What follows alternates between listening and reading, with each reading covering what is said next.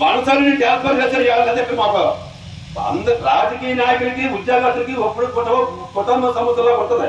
నిజంగా బయట కదా రాజకీయ నాయకుడు పర్వతి మంచి ఎత్తు పర్వతి గొప్ప చెప్పుకోవాలి. ఒక అధికారి ట్రాన్స్ఫర్ అయిపోయినప్పుడు మంచి వ్యక్తి మా ఊరిని మమ్మల్ని అభివృద్ధి చేశాడు. అలాంటి అయిన మాకు కాపాడుకోవాలి, మనం బాగుపడాలి. ఎన్నుకోవడం దరిద్రం పోయి అనుకోవడం. అలాంటి వ్యక్తి కొత్త నిద్ర పని చేయడం మన ఈవో గారు. మరి అది ఈవో ఏం చేయబడ్డారు అందుకని నిజమా కాదని చెప్తే నేను రాజకీయ సంఘం చెప్పుకుంటాను. ఆ ఉద్యోగం ట్రాన్స్ఫర్ చేసి మొత్తం ఉద్యోగం మాత్రం అది నిరూపించలేకపోతే ఆయన ఎటువంటి పుట్టినా అంటే ఎప్పుడైనా చేసిన పని చెప్పకూడదు. కొన్ని అవసరం ఉంటాయి. అంత ప్రమాదకరమైన గురించి కాబట్టి అయినా నేను ఇలా గుండెలో ఆవేదన చేసుకుని నేను పెట్టాను. పొలాలు ఎత్తుకుని చెప్తే మా ఆయన సూర్యబాబుకి ఎందుకంటే ఇక్కడ రెండు బూడి ముచ్చేళ్ళకి వెళ్దాం కాబట్టి అమ్మ బూడి ముచ్చేళ్ళ విశాఖపట్నం జిల్లమ్మ ఇక్కడ మళ్ళీ శివసింగ్ గారు దృష్టిలో ఉంది. అది విశాఖపట్నం జిల్లాల నుంచి విజయనగరం జిల్లాకి వెళ్ళమని చెప్తాను అనుకోండి. అది ఇంకా నమస్ పెరుగుతుందని చెప్పేసి సత్యబాబు గారికి మోహన్ గారికి ఉన్న అండర్స్టాండింగ్ బట్టి ఆయనతో ఇద్దరు తీరైంది.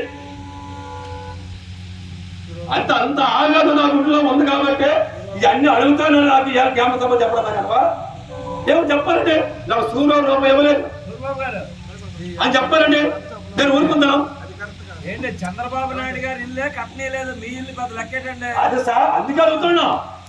అంటే ఈ రోజు ఇల్లే కట్టనే లేదు. అది అందుకే ట్రాన్స్ఫర్ అయిపోయి వెళ్ళిపోయింది. ప్రభుత్వించిన ఉద్యోగం సరిపోయి ఇలా తీసుకొని అంత సెలవు ఇల్లు కట్టాం కాబట్టి ఇలా ఉద్యోగం బాగుండదు. ఒప్పుడు కొన్ని ఇచ్చిన ఉద్యోగం నిలబెట్టుకో. కొత్త పేద పని ఎంతమంది ఇవాళ వచ్చారు. మాకు ఇప్పుడు ఈ సమస్య రాలేదు. మీరు వచ్చాకే మాకు ఈ సమస్య వచ్చింది. నేను అందరికీ తెలియపరుస్తాను. మాకు ఎవరి మీద పగ కాదు, మాకు ఎవరి మీద విరోధం కాదు. ఇక్కడ ఉన్న చాలా అగ్రవారి టీచర్లు చాలా మంది వచ్చినాం. ఆ జంగబడి మీటింగ్ ఎంప్లాయీ జంగబడి మీటింగ్ వెళ్ళాం. ఎవరు ప్రస్తుతం ఎవరి మంది తెచ్చుకోవాలి అందరికీ గౌరవంగా దొరుకుతారు. మాకు ఎంతమంది ఇవ్వాలి మరి ఎంతమంది అమ్ముకోవాలి మరి మాకు ఎవరితో సమస్య రాలేదు. కొత్త మీద పంచాయతీ యువత మా సమస్య వచ్చింది అంటే అర్థం ఏంటంటే సూర్యుడు ఎందుకు మాటగా అర్థం చేసుకుని తప్పనిపోతే నేను నిరోధిస్తాను. నిజంగా చెప్పానండి పెద్దగా.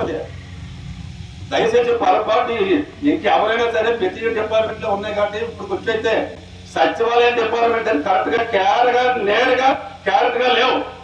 వాళ్ళని తప్పనిసరి చదువుకోండి. తర్వాత మళ్ళీ మీ సైడ్ నుంచి మీ